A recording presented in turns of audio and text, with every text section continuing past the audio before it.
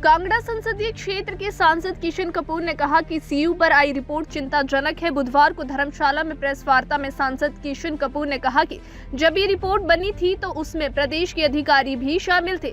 यदि केंद्रीय अधिकारियों ने गलत रिपोर्ट दी है तो प्रदेश के अधिकारी क्यों चुप रहे। सांसद ने कहा कि हमने पहले भी सीयू की लड़ाई लड़ी है और अब फिर से सीयू की लड़ाई लड़ी जाएगी। सांसद ने कहा कि वर्ष 2021 में जियोलॉजिकल सर्वे ऑफ इंडिया की रिपोर्ट में जंगलाधार की भूमि को रद्द करने की बात पर तत्कालीन केंद्रीय शिक्षा मंत्री के समक्ष मुद्दा उठाकर पुनः सर्वे करवाया गया था। अब जो रिपोर्ट आई है ना तो वे लास्ट है और ना ही फाइनल है। इस तरह की रिपोर्ट्स पहले भी आती रही है। कल दिल्ली जाकर केंद्रीय पर्यावरण मंत्री के समक्ष सीयू के मसले को उठाया जाएगा। सांसद किशन कपूर और क्या कुछ कहते हैं वो आप सुनो। देखिए, इस बार का जो बजट है अमृतकाल का ये पहला बजट है और इस बजट इलेक्शन को मद्देनजर रख के ये बजट पेश नहीं किया। हमारे देश के यशस्वी प्रधानमंत्री श्री नरेंद्र मोदी जी, जिन्होंने अगले 25 वर्ष 100 वर्षों के बाद भारत क्या होगा उसको मद्देनजर रखते हुए ये बजट पेश किया गया। देखिए, इसमें पूरे देश का ध्यान रखा गया है और हिमाचल भी इसी भारत में आता है, देश में आता है और कांगड़ा भी इसी में आता है। बहुत सारी योजनाएं जो आपके सामने हैं। लेकिन जैसे 100 साल के बाद यहाँ के युवा कैसे होंगे, किसानों के लिए योजनाएं हैं और भी कई योजनाएं हैं। देखिए, ये पहली बार हुआ है कि रेलवे का इतना ज़्यादा धन हिमाचल के लिए स्वीकृत हुआ है। आप पत्रकार हैं, बुद्धिजीवी हैं, आप पिछले पन्ने पलट कर देखें तो इतना बजट कभी नहीं मिला, ये पहली बार। और ये यहाँ की जो रेलवे है उसको कैसे विकसित किया जाएगा, उसमें बहुत सारे काम हैं जो मैंने कहे भी हैं और उसमें ये काम देखिए उसमें इस बजट में नहीं है। और जो ये पुरानी रेलवे लाइन है उसके लिए बहुत सारे प्रावधान। देखिए, ऐसा है कि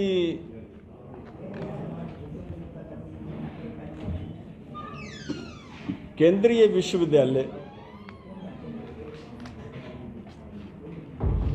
की लड़ाई हमने कई वर्षों से मैं लड़ रहा हूँ और उसी के कारण कहीं निर्माण नहीं हुआ। पर धर्मशाला में केंद्रीय विश्वविद्यालय के कुछ कार्यालय बना है जिसको चुटला नहीं जा सकता। ये हमारी जो हम आवाज़ उठाते ले उसी का कारण।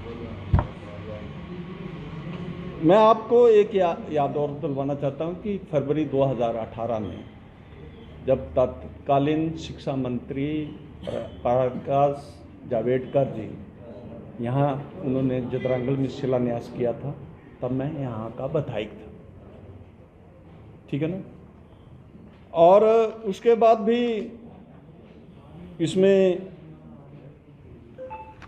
अड़चनें आई थी। मैं जब 2019 में सांसद बना तो उस समय रमेश पोखरियाल जी शिक्षा मंत्री थे, उनसे बात की इसमें गति लाई जाए और उन्होंने उसमें गति लाने के उस वक्त आदेश दिए थे। पर फिर उसके बाद जियोलॉजिकल सर्वे की रिपोर्ट आई, उसने जदरांगल की ज़मीन को कंस्ट्रक्शन के योग्य नहीं बताया। तो मैं मिला जो वर्तमान शिक्षा मंत्री हैं धर्मेंद्र प्रधान जी, उनसे मिला और उन्होंने उसको ठीक करने की बात कही थी सर्वे को। पर इस वक्त जो पर्यावरण मंत्रालय की जो रिपोर्ट आई है, जो आपसे भी मैं सुन रहा हूँ, कहा यह गया कि बारिश के कारण यहाँ निर्माण नहीं हो सकता। ये दुर्भाग्यपूर्ण और चिंताजनक है। मैं पर्यावरण मंत्री जी से मिलूँगा और अपना पक्ष रखूँगा। और ये कह देना कि सांसद ही इसके लिए जिम्मेदार है। मैं एक बात और करना चाहता हूँ कि प्रदेश के जो राज्य के अधिकारी हैं वो क्या करते रहे, जब वो दिल्ली से अधिकारी पर्यावरण मंत्रालय के लोग आए थे तो उनको यहाँ अपना पक्ष रखना चाहिए था, जो ठीक से रख नहीं पाए। ये दुर्भाग्य है।